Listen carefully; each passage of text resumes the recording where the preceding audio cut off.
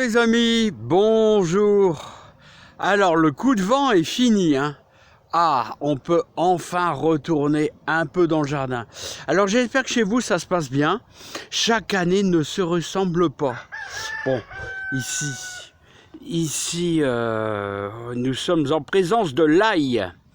Toute la compagnie d'ail, vous voyez, bon bah l'ail, ça va, c'est pas encore trop dur. Les amis, les échalotes, ça commence, il y en a quelques-unes qui sont en train de démarrer. Alors vous avez vu là, l'échalote, toujours sur une butte. Voilà, et ah ouais, il y a quelqu'un qui me demandait, les échalotes, il faut pas trop les arroser, hein. Non, non, non, non, ça les fait pourrir. Un petit peu d'humidité, si vraiment il fait sec pendant 3 jours, mais autrement vous les arrosez pas trop. Les oignons, c'est toujours à la surface. Vous voyez, il faut qu'ils aient le cul dans la terre. Voilà, c'est ça le plus important. Regardez, il y en a un qui commence à démarrer tout doucement. Donc, patience, là, on est début avril, la terre est encore bien froide, hein. Voilà, ce que vous pouvez faire, si vous avez du persil de l'année passée, vous l'arrosez un peu et vous pourrez prendre les premières branches qui sont déjà superbes, vous voyez, bien frisées comme ça. Et lui, il va monter en graines. Parce que la première année, vous obtenez 2 belles branches, la deuxième année, il va faire un tronc et il va monter en graines. Donc voilà. Bon, bah on avance dans le jardin. J'ai encore quelques pains de sucre qui sont en train de monter en graines. Là, et voilà, donc c'est les de l'année passée, du début août de l'année passée. Bon, là, maintenant, il y a encore quelques beaux petits modèles si on peut manger, là-bas. Hein, mais autrement, celles qui sont fort en hauteur, là, on peut plus vraiment les manger. Voilà, on peut faire de la graine, bien sûr. Alors, vous voyez que j'ai commencé les 3 premières lignes de pommes de terre. Mais là, je vais encore attendre un peu. La floraison des lilas, vous savez, c'est juste maintenant, ça commence à peine ici dans le nord de la France. Donc, faut soyez patient. Je vais mettre le plus gros des troupes de pommes de terre, mes plantations de pommes de terre, la deuxième quinzaine d'avril. Là, vous êtes tranquille avec les gelées. Ben non, Rocco il donne, hein. Alors donc là, c'est des hâtives, c'est des jazzy. Donc je vais attendre la deuxième quinzaine d'avril, hein, vers le 19-20. Et là, on est tranquille, je mettrai tout le reste de mes pommes de terre. J'aurai peut-être une petite vidéo pour vous faire voir. Voilà, on a semé nos poireaux long de Mézières, là ici, il y a 2 lignes, donc vous voyez que je mets un voile de forçage. On a fait un petit peu de salade ici, et j'ai retiré, vous voyez, le voile, parce que tout doucement, ça démarre, malgré qu'il ne fait pas super chaud, et ben les petites salades commencent à plus ou moins démarrer. Donc, je pourrais peut-être vous faire voir quelques petits trucs. Vous voyez, là, regardez, là on voit bien. C'est quelques petits trucs, ben c'est de la salade ça, avec les deux petites feuilles. C'est de la salade, ça démarre. Donc, pourquoi je retire le voile? Je retire le voile parce que si jamais, ici il y a toujours beaucoup de vent dans ce secteur ici, on est en plaine, alors le voile de forçage il va claquer dessus et ça casse toutes les feuilles. Donc on est obligé de retirer le voile une fois que ça a germé, les amis. Alors voilà, on va partir maintenant. On va aller voir un peu. Alors vous voyez ici, c'est ma bande où je vais faire ma prairie fleurie à côté des fraises. Là, et ça c'est vers le 20 avril aussi. Pour avoir un bon démarrage de semis, le temps que la terre se réchauffe.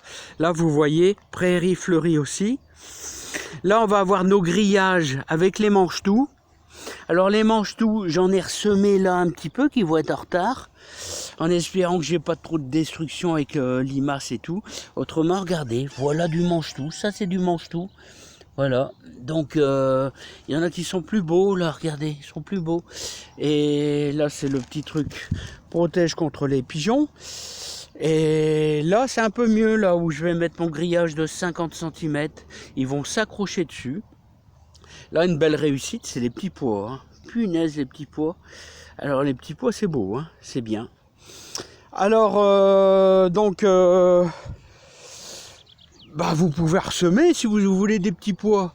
Vous pouvez ressemer un petit peu de petits pois, des manches aussi. Dépêchez-vous, on est au mois d'avril là. Faut se dépêcher. Voilà. Vous pouvez faire des lignes de radis aussi. Alors regardez les radis. Là, bah, tout va bien les radis. Hein. Ils sont un peu drus, hein. Ils sont un petit peu drus quand même. Hein. Hein. Et mes premières lignes de poireaux Malabar. Alors regardez, voilà, je vous fais voir un poireau.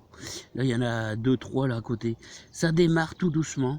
J'ai retiré le voile parce que ça se claque dessus. Et ben, on verra, hein. Ça démarre tout doucement, il faut être patient. Patient, patient, patient. On est dans la période patience et on est aussi dans la période où il faut faire attention aux arrosages, pas arroser de trop. Hein. Voilà. Alors, qu'est-ce qu'on va faire ? Moi, je vais attendre un petit peu que la terre se réchauffe. Alors, qu'est-ce qu'on va faire ? On va faire prairie fleurie à partir du 19-20. Prairie fleurie.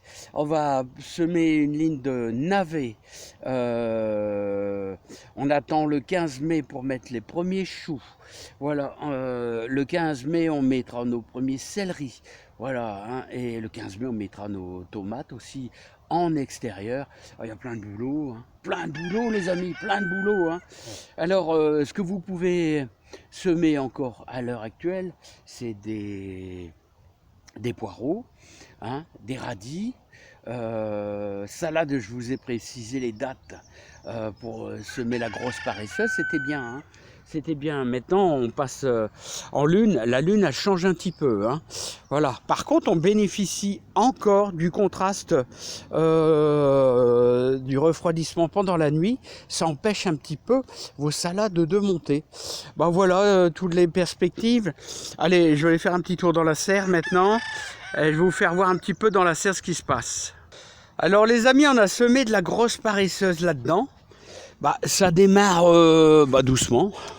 Doucement, mais bon, avec des coups de vent qu'on a, le bâche, elle s'est claquée dessus, vous savez, hein. Mais il y a un petit peu de salade là-bas, regardez. Il y a un petit peu de salade, les 2 feuilles là. Hein, mais ça démarre à peine, c'est tout juste, hein, les amis. Hein. Donc, c'est pas facile, hein, les amis, c'est pas facile. Alors, ouais, qu'est-ce que j'allais dire ? Bah, regardez, les premières laitues, tout va bien. Hein, on en a repiqué un peu. Hein, nos reines de mai, tout va bien, les belles. Hein, on pourra en manger comme ça, avec de la petite feuille. Celles qu'on a repiquées, bah, tout va bien aussi. Voilà, ça va. Et voilà, les artichauts, tout ça. Et nos salades là, regardez comment elles grossissent bien. Et grâce à quoi ? Grâce à quoi ? Eh ben au purin d'ortie, regardez la puissance qu'elle prend. Hein, elle fait énormément de feuilles. Énormément de feuilles. Oh là, oh là, oh là, oh là, oh là, oh là bébé. Oh là bébé. Allez. Allez bébé. Allez. Tu vas aller dehors. Tu vas aller dehors. Voilà. Hop. Alors, il y a de l'aération, vous avez vu, dans la serre. Hein. C'est un vieux coucou, la serre. Hein. Bon, alors, les amis, les boutures, tout va bien. Mais regardez, il me reste encore un petit peu de purin d'ortie. Mais, alors, une fois par semaine, il ne faut pas exagérer. Il ne faut pas exagérer dans le purin d'ortie. Hein. Après, ça brûle. Vous avez un effet néfaste. Une fois par semaine, vous arrosez sur le côté, je vous conseille, sur le côté de vos salades. Mais regardez comment elle est belle. Ces deux-là sont vraiment magnifiques. Hein. Elles prennent de l'envergure. Voilà, puis on va terminer. Bon, on a fait nos boutures de lavande. On a repiqué notre céleri. Bah, regardez comment il se redresse. Le céleri, il se redresse. On a séparé un petit peu. Le céleri était fort dru là-dedans. Et on a mis ça dans nos petits pots. Voilà, je viens de les arroser un peu. Bah, regardez comment ils se redressent. On a fait de la bouture de lavande. Bah, regardez comment elle est belle dans la serre. Tranquillement, il faut laisser tranquille. Voilà. Les céleris, là, les céleris rave, pousse pas terrible. Hein, pousse pas terrible. On n'a pas de chaleur, les amis, on n'a pas de chaleur. Ça va être dur, hein. Ça va être dur hein, pour arriver. Mais bon, c'est pour le 15 mai. On a encore le temps, hein, mais il n'y a pas de chaleur, les amis, pas de chaleur. Notre cocon à tomates, on termine par notre cocon à tomates avec nos fameux courgettes spaghetti. Bah, regardez comment sont bien. Alors méfiez-vous, hein, une limace là-dedans, elle vous le mange entier pendant la nuit. C'est un vrai dessert. Hein. Donc il faut vraiment qu'il n'y ait pas de limace. Voilà, nos antipucerons avec nos œillets d'Inde et tous nos tomates dans le fond. Là, bah voilà, c'est bien. Alors, ce que vous pouvez faire en ce moment, c'est bien sûr semer vos courgettes. Voilà, courgettes, courges, voilà. Et n'oubliez pas, j'ai fait pas mal de potimarrons, au moins 30 pieds de potimarrons, et je les sème directement en terre le 15 mai. 15 mai, tous les 1 mètre, je mets en ligne un potimarron planté à 5 cm de profondeur sans tasser. Un petit arrosage et puis c'est tranquille. Ça va le faire tout seul. Allez, potimarron, c'est au 15 mai. Voilà, moi je vous le conseille. Vous pouvez faire plus tôt dans des petits pots, hein, mais bon, voilà. Bon, bah les amis, c'est tout. C'est tout. On espère avoir de la réussite, mais on n'est pas à la merci. Ici, on est à la merci des intempéries, des coups de vent. Je vous dis pas, ça fait 3-4 jours. Ça, je peux même pas sortir vous faire une vidéo, tellement que c'est venteux. Venteux, le cerf, elle a encore une fois trinqué. Hein.